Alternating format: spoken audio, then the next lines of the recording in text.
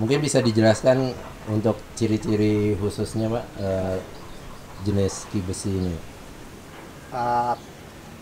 Ki besi itu ini kalau kita lihat dari daun itu sebenarnya mirip sama ini hokianti ya. Seperti hokianti juga kayak serut. Kalau lonjongnya itu kayak anting putri.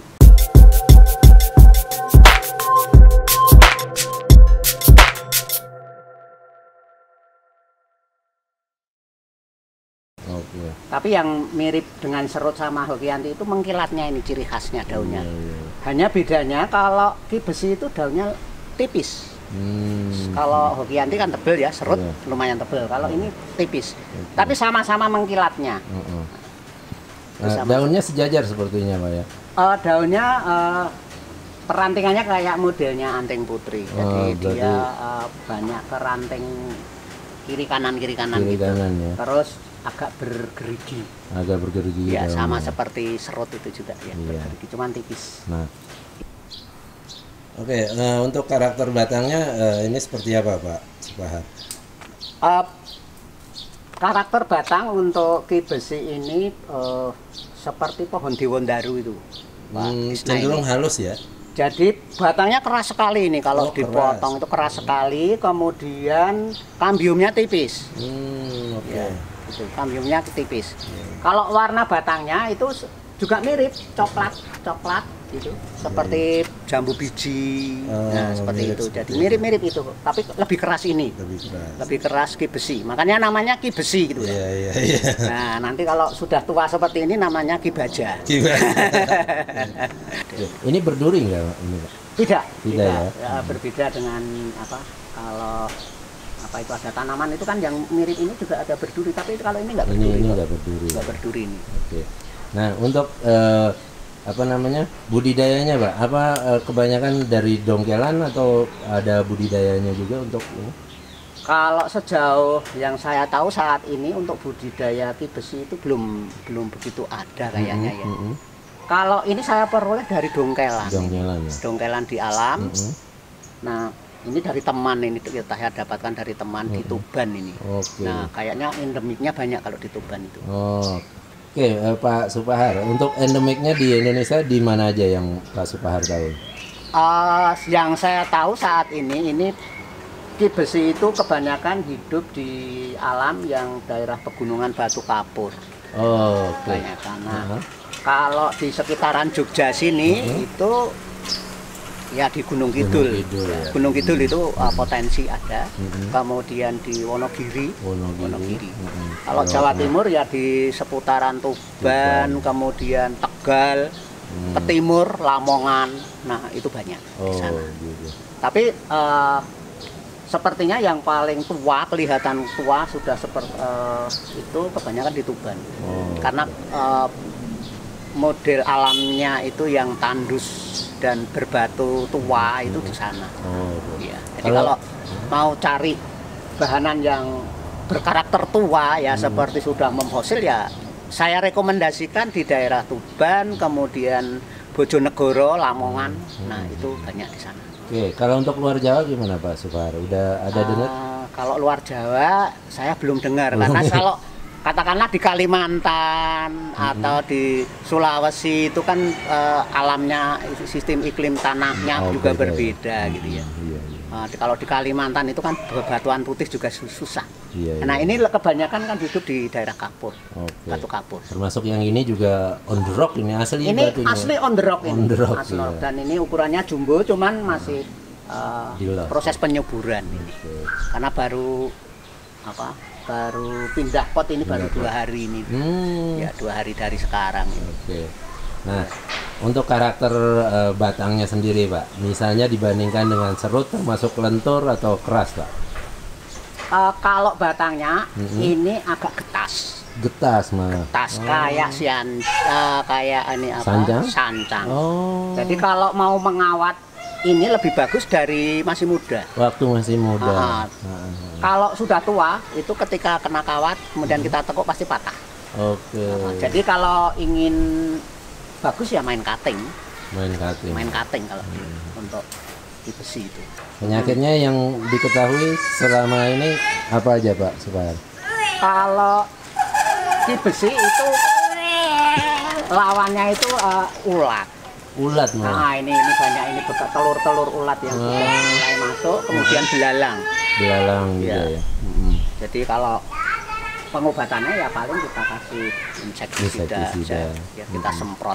Oh gitu. Berarti paling ulat itu aja. Ya yang kebanyakan ulat. Kalau kayak kutu putih udah pernah? Kutu putih saya belum menemukan kalau di sini karena di Serut itu banyak kutu putih, tetapi tidak masuk ke ki besi yang di sini. Di sini banyaknya ulat yang hijau itu.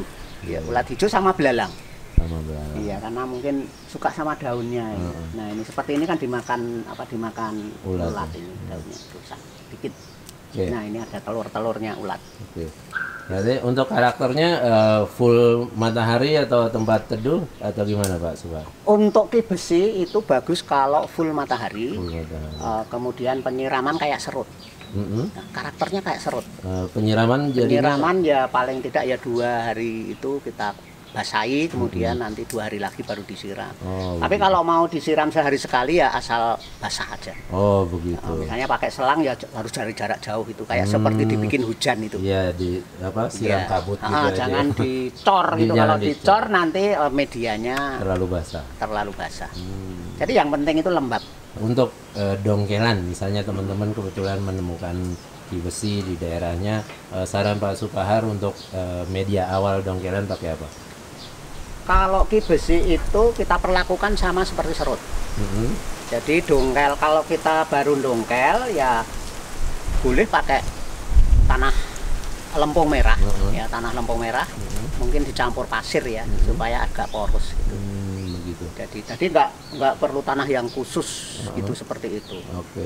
Jadi sama seperti serut. Kalau untuk di pot pakai media apa Pak Supahar? Kalau saya ini pemindahannya dari dongkelan itu masih membawa tanah merahnya, masih saya utuhkan. Kemudian lapisan paling bawah ini saya kasih pasir malang campur humus. Humus bambu itu? Ya humus bambu ini. Jadi pasir malang campur humus bambu, sedikit pasir gitu. Sedikit pasir, kemudian diletakkan di atasnya. Saya letakkan di atas. Ini pohon ini di atasnya.